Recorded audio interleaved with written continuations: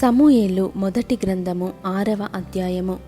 యెహోవా మందసము 7 నెలలు ఫిలిష్తీయుల దేశమందుండిన తరువాత ఫిలిష్తీయుల యాజకులను శకునము చూచువారిని పిలువనంపించి, యెహోవా మందసమును ఏమి చేయుదుము, ఏమి చేసి స్వస్థలమునకు దానిని పంపుదుమో తెలియజెప్పుడనగా, వారు ఇశ్రాయేలీయుల దేవుని మందసమును పంపివేయనుద్దేశించిన ఎడల ఊరకయే పంపక ఏ విధము చేతనైనను ఆయనకు అపరాధార్థమైన అర్పణము చెల్లించి పంపవలెను. అప్పుడు మీరు స్వస్థత నొంది ఆయన హస్తము మీ మీద నుండి ఎందుకు తీయబడకయుండెనో మీరు తెలుసుకొందురనిరి. ఫిలిష్తీయులు, మనము ఆయనకు చెల్లింపవలసిన అపరాధార్థమైన అర్పణమేదని వారిని అడుగగా, వారు, మీ అందరి మీదను మీ సర్దారులందరి మీదను ఉన్న తెగులు ఒక్కటే గనుక ఫిలిష్తీయుల సర్దారుల లెక్క చొప్పున 5 బంగారపు గడ్డల రూపములను 5 బంగారపు పందికొక్కులను చెల్లింపవలెను.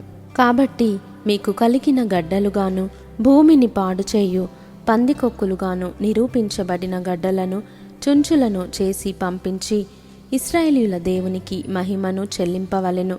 అప్పుడు మీ మీదను మీ దేవతల మీదను మీ భూమి మీదను భారముగానున్న తన హస్తమును ఆయన తీసివేయును కాబోలు. ఐగుప్తీయులను ఫరోయును తమ హృదయములను కఠినపరచుకొనినట్లు మీ హృదయములను మీరెందుకు కఠినపరచుకొందురు? ఆయన వారిలో అద్భుత కార్యములను చేయగా వారు ఈ జనులను పోనిచ్చిరి. ఇశ్రాయేలీయులు వెళ్ళిపోయిరి గదా, కాబట్టి మీరు క్రొత్త బండి ఒకటి చేయించి కాడిమోయని పాడి ఆవులను 2 తోలి తెచ్చి బండికి కట్టి వాటి దూడలను వాటి దగ్గర నుండి ఇంటికి తోలి యెహోవా మందసమును ఆ బండి మీద ఎత్తి అపరాధార్థముగా ఆయనకు మీరు అర్పింపవలసిన బంగారపు వస్తువులను దాని ప్రక్కనే చిన్న పెట్టెలో ఉంచి అది మార్గమున పోవునట్లుగా విడిచిపెట్టుడి. అది బేచిమెషుకు పోవు మార్గమున బడి ఈ దేశపు సరిహద్దు దాటిన ఎడల ఆయనే ఈ గొప్ప కీడు మనకు చేసెనని తెలుసుకొనవచ్చును. ఆ మార్గమున పోని ఎడల ఆయన మనలను మొత్తలేదనియు మన అదృష్ట వశము చేతనే అది మనకు సంభవించెననియు తెలుసుకొందుమనిరి. వారు అలాగున 2 పాడి ఆవులను తోలి తెచ్చి బండికి కట్టి వాటి దూడలను ఇంటి లోపల పెట్టి యెహోవా మందసమును బంగారు గడ్డలును పందికొక్కు రూపములును గల ఆ చిన్న పెట్టెను బండి మీద ఎత్తగా ఆ ఆవులు రాజమార్గమున బడి చక్కగా పోవచ్చు అరచుచు బేత్షెమెషు మార్గమున నడిచెను. ఫిలిష్తీయుల సర్దారులు వాటి వెంబడియే బేత్షెమెషు సరిహద్దు వరకు పోయిరి. బేత్షెమెషు వారు లోయలో తమ గోధుమ చేలను కోయుచుండిరి. వారు కన్నులెత్తి చూడగా మందసము వారికి కనబడెను. దానిని చూచి వారు సంతోషించిరి. ఆ బండి బేత్షెమెషు వాడైన యెహోషువ యొక్క పొలములోనికి వచ్చి అక్కడనున్న ఒక పెద్ద రాతి దగ్గర నిలువగా, వారు బండి యొక్క కర్రలను చీల్చి ఆవులను యెహోవాకు దహన బలిగా అర్పించిరి. లేవీయులు యెహోవా మందసమును బంగారపు వస్తువులు గల ఆ చిన్న పెట్టెను దించి ఆ పెద్ద రాతి మీద ఉంచగా, ఆ దినమున బేత్షెమెషు వారు యెహోవాకు దహన బలులను అర్పించి బలులను వధించిరి.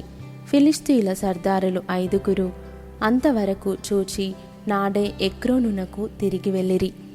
అపరాధార్థమైన అర్పణగా ఫిలిష్తీయులు చెల్లించిన బంగారపు గడ్డలు ఏవనగా, అష్డోదు వారి నిమిత్తము 1, గాజా వారి నిమిత్తము 1, అష్కెలోను వారి నిమిత్తము 1, గాతు వారి నిమిత్తము 1, ఎక్రోను వారి నిమిత్తము 1, ప్రాకారము గల పట్టణముల వారేమి పొలములోని గ్రామముల వారేమి ఫిలిష్తీయుల 5 సర్దారుల పట్టణములన్నిటి లెక్క చొప్పున బంగారపు పందికొక్కులను అర్పించిరి.